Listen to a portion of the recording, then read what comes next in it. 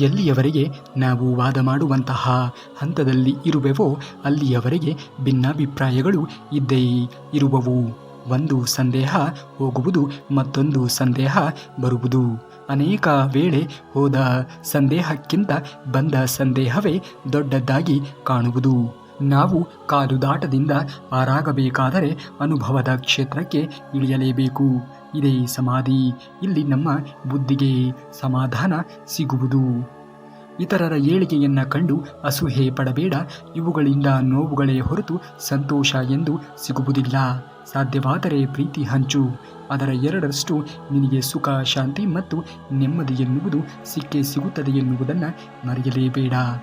ಬೇಕು ಎನ್ನುವವರು ಬಂದೇ ಬರುತ್ತಾರೆ. ಯಾರು ನಿನ್ನನ್ನು ತೊರೆದು ಹೋಗುತ್ತಾರೆಯೋ ಅವರ ಬಗ್ಗೆ ಎಂದಿಗೂ ಕೂಡ ಯೋಚನೆಗಳನ್ನು ಮಾಡುವುದಕ್ಕೆ ಹೋಗಲೇಬೇಡ. ಪರಿಶುದ್ಧತೆಯೇ ಪರಮಾಧ್ಯಾಯ. ಕಟ್ಟುಪಾಡು ಭಕ್ತಿ ಸೌದೆಯಲ್ಲೇ ನಿಂತಿರುವಂತಹ ವಜ್ರ ತಳಹದಿಯೇ ಇದು. ಬಾಹ್ಯ ದೇಹವನ್ನು ಶುದ್ಧ ಮಾಡುವುದು ಆಹಾರದಲ್ಲಿ. ಯುಕ್ತತೆಯನ್ನು ಅನುಭವಿಸುವುದು ಇವೆರಡೂ ಕೂಡ ಸುಲಭ. ಆದರೆ ಆಂತರಿಕ ಪರಿಶುದ್ಧತೆ ಇಲ್ಲದೆ ಈ ರೀತಿಯ ಬಾಹ್ಯಾಚಾರಗಳಿಂದ ಏನು ಪ್ರಯೋಜನ ಎನ್ನುವುದು ಇರುವುದೇ ಇಲ್ಲ.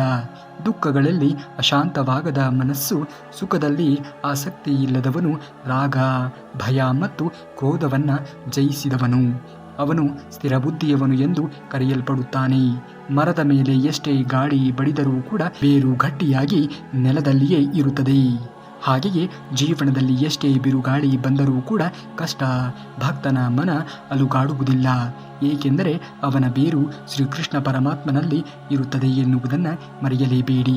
ಈ ದೇಹದಲ್ಲಿ ಆತ್ಮವು ಬಾಲ್ಯವು, ಯೌವನ ಮತ್ತು ವೃದ್ಧಾಪ್ಯವನ್ನು ಅನುಭವಿಸುವಂತೆ ಮರಣದ ನಂತರ ಮತ್ತೊಂದು ದೇಹವನ್ನು ಪಡೆಯುತ್ತದೆ. ಇದನ್ನು ತಿಳಿದವರು ಎಂದಿಗೂ ಕೂಡ ಯಾರಿಗೂ ಮೋಸವನ್ನು ಮಾಡುವುದಕ್ಕೆ ಹೋಗುವುದೇ ಇಲ್ಲ. ದುಡಿದು ತಿಂದರೆ ತಪ್ಪಿಲ್ಲ, ಆದರೆ ಪರರ ಸಂಪತ್ತಿಗೆ ಆಸೆಯನ್ನು ಪಡುವುದು ತಪ್ಪು. ಹಣ ಗಳಿಸುವುದು ತಪ್ಪಲ್ಲ, ಆದರೆ ಅನ್ಯಾಯದಿಂದ ಗಳಿಸುವುದು ತಪ್ಪು. ಸಿರಿತನ ಅನುಭವಿಸುವುದು ತಪ್ಪಲ್ಲ, ಆದರೆ ಶ್ರಮದ ದುಡಿಮೆಯನ್ನು ಮರೆಯುವುದು ತಪ್ಪಾಗುತ್ತದೆ. ಜೀವನದಲ್ಲಿ ಏನೇ ಆದರೂ ಕೂಡ ಎಲ್ಲದಕ್ಕೂ ಕಾರಣ ಎನ್ನುವುದು ಇದ್ದೇ ಇರುತ್ತದೆ. ಯಾವುದರ ಬಗ್ಗೆಯೂ ಕೂಡ ಯೋಚನೆಗಳನ್ನು ಮಾಡುವುದಕ್ಕೆ ಹೋಗಲೇಬಾರದು. ಏನೇ ಆದರೂ ಕೂಡ ಎಲ್ಲವೂ ಒಳ್ಳೆಯದಕ್ಕೆ ಆಗುತ್ತಿದೆ ಎನ್ನುವುದಾಗಿ ಯೋಚನೆಗಳನ್ನು ಮಾಡುತ್ತಾ ಮುಂದುವರಿಯುವುದನ್ನು ನೋಡಬೇಕು. ಜೀವನದಲ್ಲಿ ಕಳೆದುಕೊಳ್ಳುವ ನಿರ್ಧಾರಗಳು ಕೆಲವರಿಗೆ ಆಯ್ಕೆಗಳು ಆಗಿರುತ್ತವೆ, ಇನ್ನು ಕೆಲವರಿಗೆ ಅನಿವಾರ್ಯ ಆಗಿರುತ್ತದೆ. ಎಂದಿಗೂ ಕೂಡ ಸುಂದರ ಬದುಕು ಘಟಿಸುವುದಿಲ್ಲ. ಪ್ರೀತಿ, ಸಂತೋಷ, ತಾಳ್ಮೆ ಮತ್ತು ತ್ಯಾಗಗಳಿಂದ ಅದನ್ನು ನಾವೇ ನಿರ್ಮಿಸಿಕೊಳ್ಳಬೇಕು. ಇಲ್ಲವೆಂದರೆ ಖಂಡಿತವಾಗಿಯೂ ಕೂಡ ನಮ್ಮ ಜೀವನ ಎನ್ನುವುದು ಒಂದು ಹಂತಕ್ಕೆ ತಲುಪುವುದಕ್ಕೆ ಅಸಾಧ್ಯ. ಆಗುವುದೆಲ್ಲ ಒಳ್ಳೆಯದೇ ಆಗುತ್ತದೆ. ಮಾಡುವಂತಹ ಕೆಲಸವನ್ನು ಪ್ರಾಮಾಣಿಕವಾಗಿ ಮಾಡುತ್ತಾ ಮುಂದುವರಿಯುವುದನ್ನು ನೋಡಬೇಕು. ಜೀವನದಲ್ಲಿ ಕಳೆದುಕೊಂಡಿದ್ದು ವಾಸ್ತವವಾದರೆ ಹುಡುಕಬಹುದು, ಇಲ್ಲವೇ ಮತ್ತೊಂದು ತೆಗೆದುಕೊಳ್ಳಬಹುದು. ಕಳೆದುಕೊಂಡಿದ್ದು ನಂಬಿಕೆ ಆದರೆ ದುಡುಕಿದರೂ ಕೂಡ ಸಿಗದು, ಕೊಂಡುಕೊಳ್ಳಲು ಅಸಾಧ್ಯವೂ ಕೂಡ ಆಗದು. ಜೀವನದಲ್ಲಿ ಏನೇ ಆದರೂ ಕೂಡ ಎಲ್ಲದಕ್ಕೂ ಕಾರಣ ಎನ್ನುವುದು ಇರುತ್ತದೆ. ಜೀವನದಲ್ಲಿ ನಾವೇ ಸಾಧನೆಯನ್ನು ಮಾಡಿ ಎಷ್ಟೇ ಎತ್ತರಕ್ಕೆ ಬೆಳೆದರೂ ಕೂಡ ನಮ್ಮ ಪಾದ ನೆಲದ ಮೇಲೆಯೇ ಇರುವಂತೆ ಜಾಗೃತಿಯನ್ನು ವಹಿಸುವುದು ತುಂಬಾ ಮುಖ್ಯ. ಎಲ್ಲ ಗೊತ್ತಿದ್ದು ಗೊತ್ತಿಲ್ಲದಂತೆ ಇದ್ದು ಬಿಡು. ಅರ್ಥ ಮಾಡಿಕೊಳ್ಳುವವರು ಜೊತೆಯಲ್ಲಿ ಉಳಿಯುತ್ತಾರೆ. ಅನುಮಾನ ಪಟ್ಟವರು ದೂರಾನೇ ಸರಿದು ಹೋಗುತ್ತಾರೆ. ಅಂಥವರ ಬಗ್ಗೆ ಎಂದಿಗೂ ಕೂಡ ತಲೆಯನ್ನು ಕೆಡಿಸಿಕೊಳ್ಳುವುದಕ್ಕೆ ಹೋಗಲೇಬೇಡಿ. ಖಂಡಿತವಾಗಿಯೂ ಕೂಡ ನೀವು ಅಂದುಕೊಂಡಂತಹ ಕೆಲಸ ಯಶಸ್ವಿ ಆಗೇ ಆಗುತ್ತದೆ. ಮಾಡುವಂತಹ ಕೆಲಸದಲ್ಲಿ ಪ್ರಾಮಾಣಿಕತೆ ಎನ್ನುವುದನ್ನು ಮೈಗೂಡಿಸಿಕೊಳ್ಳಿ. ಖಂಡಿತವಾಗಿಯೂ ಕೂಡ ಶ್ರೀಕೃಷ್ಣ ಪರಮಾತ್ಮನು ನಿಮ್ಮ ಜೀವನಕ್ಕೆ ಒಂದು ದಾರಿಯನ್ನು ತೋರಿಸಿಯೇ ತೋರಿಸುತ್ತಾನೆ. ಸಂಬಂಧ ಗಟ್ಟಿಯಾಗಿ ಇಟ್ಟುಕೊಳ್ಳಬೇಕು ಅನ್ನುವುದೇ ಆದರೆ ಕೆಲವೊಮ್ಮೆ ಕುರುಡ, ಕೆಲವೊಮ್ಮೆ ಕಿವುಡ, ಇನ್ನು ಕೆಲವೊಮ್ಮೆ ಮೂಗರಾಗಿ ಇರುವುದನ್ನು ಕಲಿಯಬೇಕಾಗುತ್ತದೆ. ಜೀವನದಲ್ಲಿ ಕಾಲಿಗೆ ಆದಂತಹ ಗಾಯ ಹೇಗೆ ನಡೆಯಬೇಕು ಎನ್ನುವುದನ್ನು ಕಲಿಸುತ್ತದೆ. ಅದೇ ಮನಸ್ಸಿಗೆ ಆದಂತಹ ಗಾಯ ಹೇಗೆ ಬದುಕಬೇಕು ಎನ್ನುವುದನ್ನು ಕಲಿಸಿಕೊಡುತ್ತದೆ. ಏನೇ ಆದರೂ ಕೂಡ ಜೀವನದಲ್ಲಿ ನಾವು ಹತಾಶೆಗೆ ಒಳಗಾಗುವುದಕ್ಕೆ ಹೋಗಬಾರದು. ಎಲ್ಲದಕ್ಕೂ ಕೂಡ ಒಂದು ಕಾರಣ ಎನ್ನುವುದು ಇದ್ದೇ ಇರುತ್ತದೆ. ಎಲ್ಲದರಲ್ಲಿಯೂ ಕೂಡ ಒಂದೊಂದನ್ನು ನಾವು ಕಲಿಯುತ್ತಾ ಮುಂದುವರಿಯುವುದನ್ನು ನೋಡಬೇಕು. ನಮ್ಮ ಆಲೋಚನೆಗಳು ನಮ್ಮನ್ನು ರೂಪಿಸುತ್ತವೆ. ಮನಸ್ಸು ಪರಿಶುದ್ಧವಾಗಿ ಇದ್ದರೆ, ಖುಷಿಯಾಗಿ ಇದ್ದರೆ, ಅಕ್ಕಪಕ್ಕದವರ ಸಣ್ಣತನ, ದ್ವೇಷ ಇತ್ಯಾದಿ ನಕಾರಾತ್ಮಕ ಸಂಗತಿಗಳು ನಮ್ಮ ಸಮೀಪವೂ ಕೂಡ ಸುಳಿಯುವುದಿಲ್ಲ. ಯಾವಾಗಲೂ ಕೂಡ ಸಕಾರಾತ್ಮಕವಾಗಿರುವಂತಹ ಆಲೋಚನೆಗಳನ್ನು ಮೈಗೂಡಿಸಿಕೊಳ್ಳಬೇಕಾಗಿರುವುದು ನಿಮ್ಮ ಆದ್ಯ ಕರ್ತವ್ಯವಾಗಬೇಕು. ನಿಮ್ಮ ಸುತ್ತಮುತ್ತಲಿನ ವಾತಾವರಣವನ್ನು ನೀವು ಒಳ್ಳೆಯ ರೀತಿಯಲ್ಲಿ ಇಟ್ಟುಕೊಳ್ಳುವುದನ್ನು ನೋಡಬೇಕು. ಜನರು ನಿಮ್ಮ ಜೀವನದಲ್ಲಿ ಬರುತ್ತಿರುತ್ತಾರೆ ಎಂದು, ಹೋಗುತ್ತಿರುತ್ತಾರೆ ಎಂದು ನೀವು ಎಂದಿಗೂ ಕೂಡ ತಲೆಯನ್ನು ಕೆಡಿಸಿಕೊಳ್ಳುವುದಕ್ಕೆ ಹೋಗಲೇಬಾರದು. ನಿಮ್ಮನ್ನು ಅರಿತವರು ಬರುತ್ತಾರೆ, ನಿಮ್ಮ ಜೊತೆಗೆ ಇರುತ್ತಾರೆ. ಅರಿಯದೇ ಇದ್ದವರು ನಿಮ್ಮನ್ನು ತೊರೆದು ಹೋಗುತ್ತಾರೆ.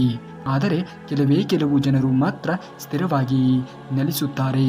ಯಾರಾದರೂ ನಿಮಗೆ ಬೈಯುತ್ತಾರೆ, ಜೋರು ಮಾಡುತ್ತಾರೆ ಅಂದರೆ ಅವರತ್ತ ಅವರಿಗೆ ನಮ್ಮ ಮೇಲೆ ಕೋಪ ಎಂದಲ್ಲ, ಅವರೇ ನಮ್ಮನ್ನು ಪ್ರೀತಿಸುತ್ತಾ ಇದ್ದಾರೆ ಎಂದು ಅರ್ಥ.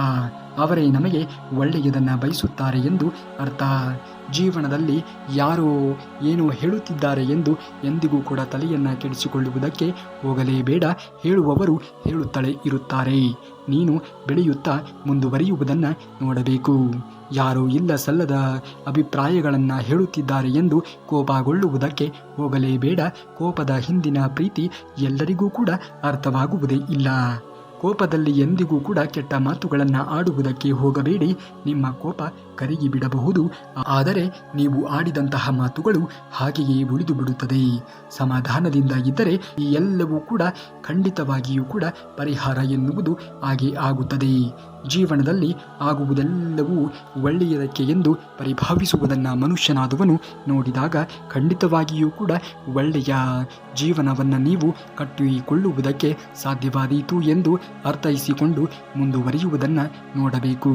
ಜೀವನದಲ್ಲಿ ಎಲ್ಲರಿಗೂ ಕೂಡ ಒಂದು ಪರಿಸ್ಥಿತಿ ಎನ್ನುವುದು ಬಂದೇ ಬರುತ್ತದೆ. ನಮ್ಮ ಜೀವನವೇ ಮುಗಿದು ಹೋಯಿತು ಎಂದು ನಾವು ಅಂದುಕೊಳ್ಳುತ್ತೇವೆ, ಆದರೆ ಅದು ಖಂಡಿತವಾಗಿಯೂ ಕೂಡ ಸತ್ಯವಾದಂತಹ ಮಾತು ಅಲ್ಲ. ನೀನು ಹುಟ್ಟಿದಾಗ ನಿನ್ನನ್ನು ನೋಡಲು ಯಾರೂ ಕೂಡ ಬಂದಿದ್ದರು ಎಂದು ನಿನಗೆ ಗೊತ್ತಿರುವುದಿಲ್ಲ. ನೀನು ಸತ್ತಾಗ ನಿನ್ನನ್ನು ನೋಡಲು ಯಾರು ಬರುವವರು ಅದು ಕೂಡ ಗೊತ್ತಿಲ್ಲ. ಆದರೆ ನೀನು ಕಷ್ಟದಲ್ಲಿ ಇರುವಾಗ ನಿನ್ನ ಸಹಾಯಕ್ಕೆ ಬಂದವರನ್ನು ನೀನು ಜೀವನ ಇರುವವರೆಗೂ ಕೂಡ ಅಂಥವರನ್ನು ಮರೆಯುವುದಕ್ಕೆ ಹೋಗಲೇಬಾರದು. ಕಷ್ಟ ಕಾಲದಲ್ಲಿ ಯಾರು ನಮಗೆ ಸಹಾಯವನ್ನು ಮಾಡಿರುತ್ತಾರೆಯೋ ಅವರೇ ನಮ್ಮ ನಿಜವಾದ ಬಂಧುಗಳು. ಅಂಥವರನ್ನು ಎಂದಿಗೂ ಕೂಡ ಬೆಳೆದ ಮೇಲೆ ಮರೆಯುವುದಕ್ಕೆ ಹೋಗಲೇಬೇಡಿ. ಆಗುವುದೆಲ್ಲ ಒಳ್ಳೆಯದೇ ಆಗುತ್ತದೆ. ಮಾಡುತ್ತಿರುವಂತಹ ಕೆಲಸವನ್ನು ಮಾಡುತ್ತಾ ಮುಂದುವರಿಯುವುದನ್ನು ನೋಡಬೇಕು. ಕೆಲವೊಮ್ಮೆ ಮನಸ್ಸು ಹೇಳುತ್ತದೆ, ಜನರು ನಿನ್ನೊಂದಿಗೆ ಹೇಗೆ ವರ್ತಿಸುತ್ತಾರೆಯೋ ನೀನು ಹಾಗೇ ವರ್ತಿಸು ಎಂದು. ಆದರೆ ಹೃದಯ ಎನ್ನುವುದು ಹೇಳುತ್ತದೆ, ನಾವು ಅವರಂತೆ ವರ್ತಿಸಿದರೆ ಅವರಿಗೂ ನಮಗೂ ಏನೂ ಕೂಡ ವ್ಯತ್ಯಾಸ ಇಲ್ಲ ಎಂದು. ಜೀವನದಲ್ಲಿ ಒಳ್ಳೆಯದೇ ಆಗಬೇಕು ಅನ್ನುವುದೇ ಆದರೆ ನಾವು ಜೀವನದಲ್ಲಿ ಒಳ್ಳೆಯ ರೀತಿಯಲ್ಲಿ ಯೋಚನೆಗಳನ್ನು ಮಾಡುವುದನ್ನು ಕಲಿತುಕೊಳ್ಳಬೇಕು.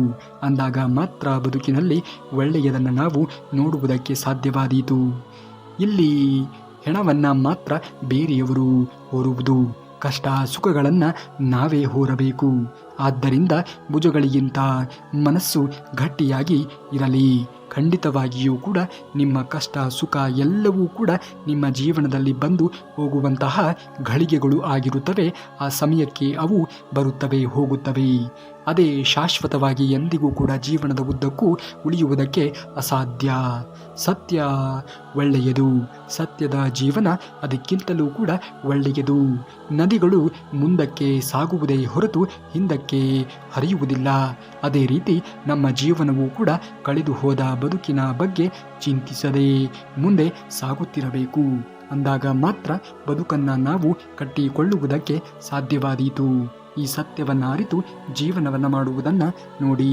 ಕಲ್ಲಿಗೆ ಸುಂದರವಾಗಿರುವಂತಹ ಆಕಾರ ಬರಬೇಕಾದರೆ ಉಳಿಯ ಪೆಟ್ಟನ್ನು ತಿನ್ನಲೇಬೇಕು. ಹಾಗೆಯೇ ಬದುಕು ಸುಂದರವಾಗಲು ಕಷ್ಟ ಸುಖಗಳನ್ನು ಅನುಭವಿಸಲೇಬೇಕು. ಈ ಬದುಕು ಅನ್ನುವುದು ನದಿಯ ಹಾಗೆ, ಕೊನೆಯಿಲ್ಲದ ಪಯಣ. ಯಾವುದೂ ನಮ್ಮ ಜೊತೆಯಲ್ಲಿ ಉಳಿಯುವುದಿಲ್ಲ. ಉಳಿಯುವುದು ಒಂದೇ, ನಾವು ಮಾಡಿದಂತಹ ಪುಣ್ಯದ ಕೆಲಸಗಳು ಮಾತ್ರ ನಮ್ಮ ಜೊತೆಯಲ್ಲಿ ಉಳಿಯುವುದಕ್ಕೆ ಸಾಧ್ಯವಾಗುತ್ತದೆ. ಈ ಸತ್ಯವನ್ನು ಅರಿತು ಜೀವನವನ್ನು ಮಾಡಿ.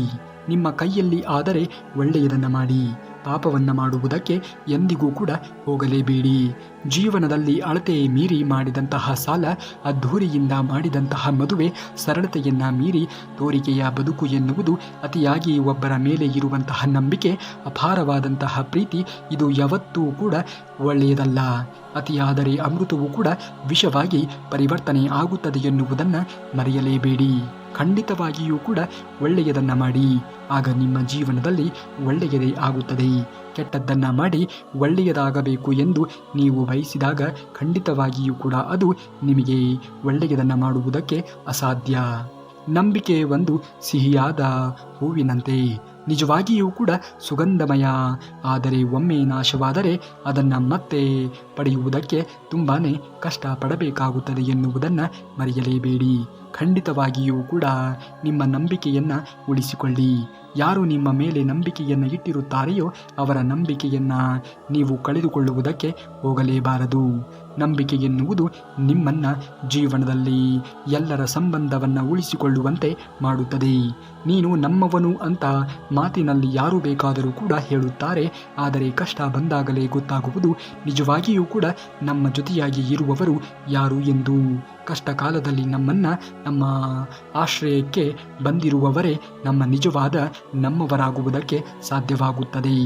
ಕಷ್ಟ ಎಷ್ಟೇ ಬಂದರೂ ಕೂಡ ಕಣ್ಣೀರನ್ನು ಹಾಕುವುದಕ್ಕೆ ಹೋಗಲೇಬೇಡ.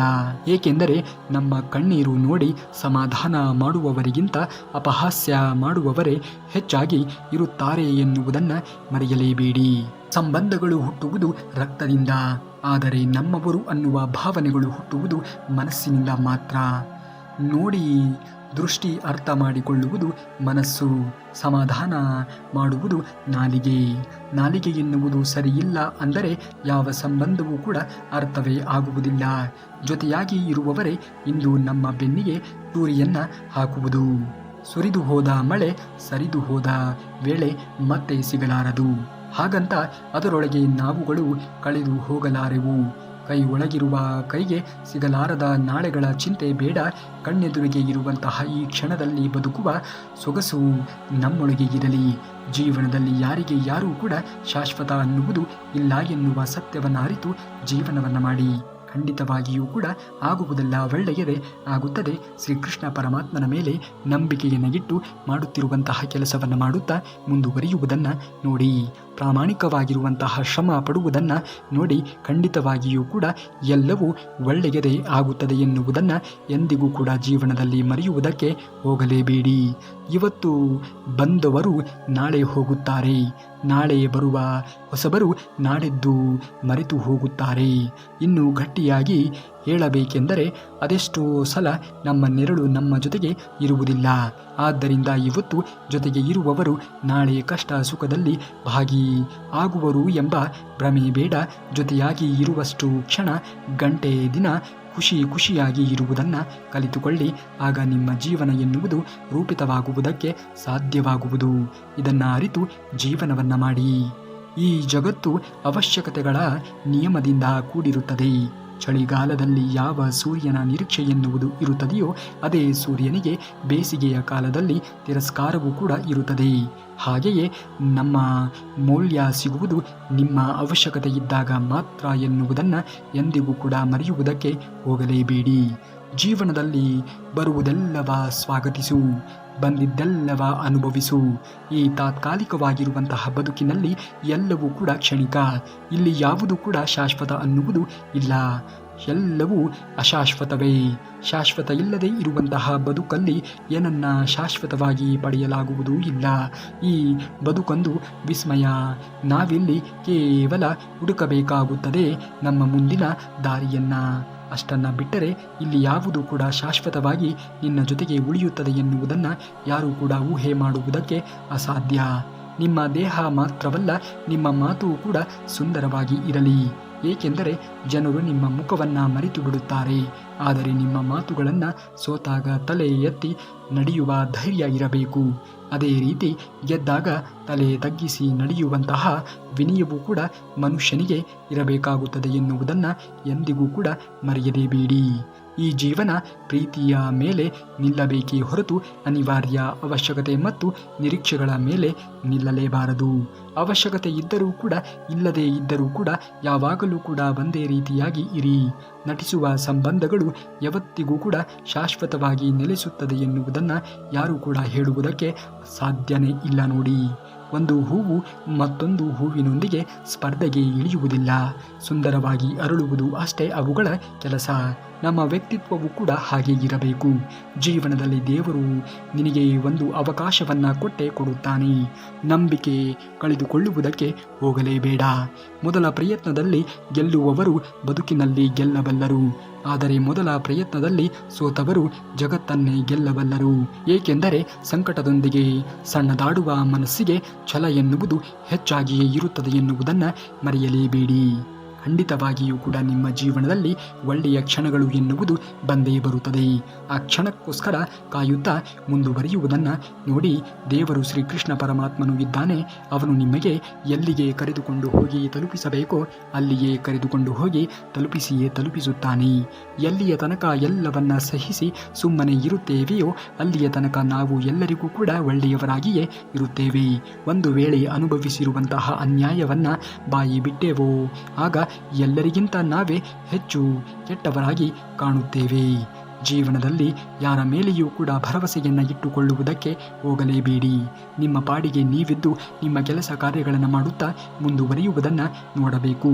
ನಿನ್ನಲ್ಲಿ ಎಷ್ಟೇ ಒಳ್ಳೆಯತನ ಇದ್ದರೂ ಕೂಡ ಜನ ಗುರುತಿಸುವುದೂ ಇಲ್ಲ. ಬದಲಾಗಿ ಒಂದು ಸಣ್ಣ ತಪ್ಪು ಹುಡುಕಿ ಅದಕ್ಕೆ ಬಣ್ಣ ಹಚ್ಚಿ ನಂಬಿಸುತ್ತಾರೆ. ಅದೇ ಈ ಪ್ರಪಂಚ. ಈ ಬದುಕನ್ನು ಅರ್ಥ ಮಾಡಿಕೊಳ್ಳಬೇಕು ಅನ್ನುವುದೇ ಆದರೆ ಹಿಂದೆ ತಿರುಗಿ ನೋಡಿ. ಇನ್ನು ಮುಂದೆ ಚೆನ್ನಾಗಿ ಬದುಕಬೇಕು ಎನ್ನುವ ನಿರ್ಧಾರಗಳು ನಿಮ್ಮ ಜೊತೆಗೆ ಉಳಿದಿರುತ್ತದೆ ಎನ್ನುವುದನ್ನು ಮರೆಯಲೇಬೇಡಿ. ಸೋಲಿನ ಹೊಡೆತವನ್ನು ತಾಳಿಕೊಂಡು ನೀವು ಹೇಗೆ ಪುಟಿದು ನಿಲ್ಲುವಿರಿ ಎನ್ನುವುದರ ಮೇಲೆ ನಿಮ್ಮ ಯಶಸ್ಸು ನಿಂತಿರುತ್ತದೆ. ಜೀವನದಲ್ಲಿ ಎಷ್ಟು ಸರಳವಾಗಿ ಇರಲು ಸಾಧ್ಯವೋ ಅಷ್ಟು ಪ್ರಯತ್ನಿಸಿ. ಅದನ್ನು ಸುಲಭಕ್ಕೆ ಯಾರೂ ಕೂಡ ನಕಲು ಮಾಡುವುದಕ್ಕೆ ಸಾಧ್ಯನೇ ಇಲ್ಲ. ಜೀವನದಲ್ಲಿ ಯಾವಾಗಲೂ ಕೂಡ ನಕಲಿಯ ಜೀವನವನ್ನು ಮಾಡುವುದಕ್ಕೆ ಹೋಗಬಾರದು. ಯಾವಾಗಲೂ ಪ್ರಾಮಾಣಿಕವಾಗಿರುವಂತಹ ಜೀವನ ಶೈಲಿ ಎನ್ನುವುದು ನಿಮ್ಮದಾಗಬೇಕು. ಭಗವಂತ ನಿಮಗೆ ಬೆಟ್ಟದಷ್ಟು ಕೊಟ್ಟಿದ್ದಾನೆ, ಖುಷಿ ಪಡಿ. ನಿಮ್ಮ ಬಳಿ ಇರುವಷ್ಟು ಪಡೆಯಲು ಎಷ್ಟೊಂದು ಜನ ನಿತ್ಯ ಬಡಿದಾಡುತ್ತಿದ್ದಾರೆ. ನಿಮಗೆ ಜೀವನದಲ್ಲಿ ಕಳೆದು ನಂತರ ಸಿಕ್ಕಾಗ ಆಗುವ ಆನಂದ, ಹೂವಿನ ನಂತರ ನಗುವ ಸಂತೋಷ ಮತ್ತು ಸೋಲಿನ ನಂತರ ಗೆಲ್ಲುವಾಗ ದೊರಕುವಂತಹ ಖುಷಿ, ಇವು ಪದಗಳಿಗೆ ಸಿಗದೇ ಇರುವಂಥದ್ದು. ಜೀವನದಲ್ಲಿ ಆಗುವುದೆಲ್ಲ ಒಳ್ಳೆಯದೇ ಆಗುತ್ತದೆ.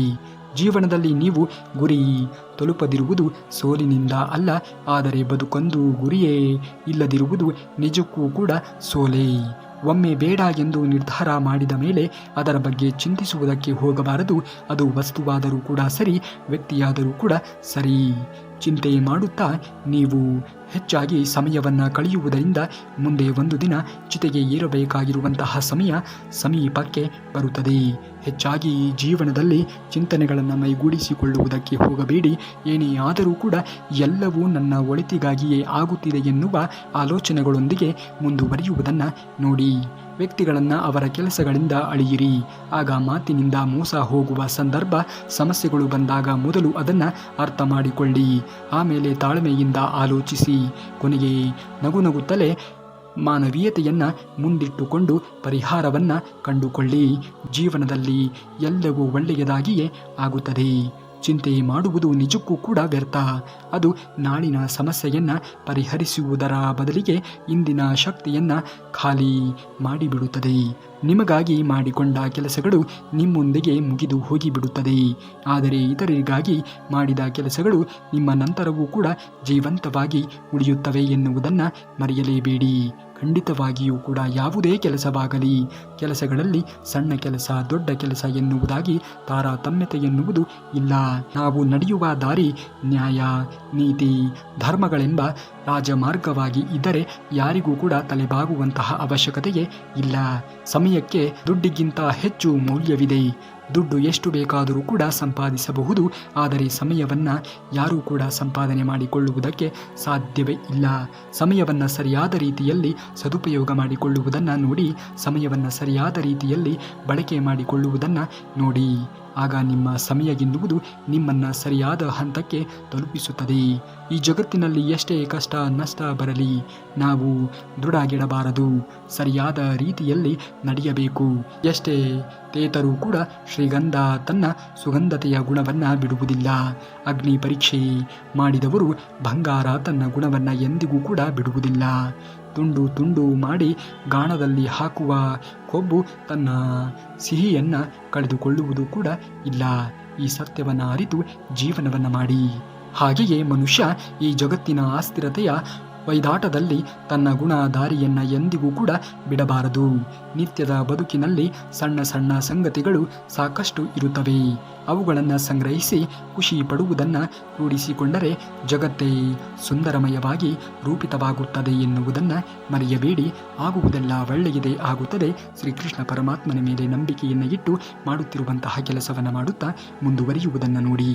ನಿಮ್ಮೆಲ್ಲರಿಗೂ ಕೂಡ ಶ್ರೀಕೃಷ್ಣ ಪರಮಾತ್ಮನ ವಚನಾಮೃತವನ್ನು ಕೇಳಿದ್ದಕ್ಕೆ ಧನ್ಯವಾದಗಳನ್ನು ತಿಳಿಸುತ್ತಾ, ನೀವೇನಾದರೂ ಇದೇ ಮೊದಲ ಬಾರಿಗೆ ನಮ್ಮ ಚಾನಲ್ಗೆ ವಿಸಿಟನ್ನು ಕೊಟ್ಟರೆ ದಯಮಾಡಿ ಚಾನಲ್ನ ಸಬ್ಸ್ಕ್ರೈಬ್ ಮಾಡ್ಕೊಳ್ಳಿ. ಹಾಗೆ ತಪ್ಪದೆ ಇದೇ ಒಂದು ವಿಡಿಯೋಗೆ ಒಂದೇ ಒಂದು ಲೈಕನ್ನು ಮಾಡೋದನ್ನು ಮಾತ್ರ ಮರೆಯಬೇಡಿ ಎಂದು ಹೇಳುತ್ತಾ, ಈ ವಿಡಿಯೋಗೆ ಒಂದು ಹೈಪ್ ಮಾಡಿ ಎಂದು ಹೇಳುತ್ತಾ ಸಿಗುತ್ತೇನೆ ನಾಳೆಯ ಶ್ರೀಕೃಷ್ಣ ಪರಮಾತ್ಮನ ಮತ್ತಷ್ಟು ವಚನಾಮೃತದೊಂದಿಗೆ. ಅಲ್ಲಿಯವರೆಗೆ ಧನ್ಯವಾದ ಶ್ರೀಕೃಷ್ಣ ಪರಮಾತ್ಮನ ಭಕ್ತಾದಿಗಳಿಗೆ.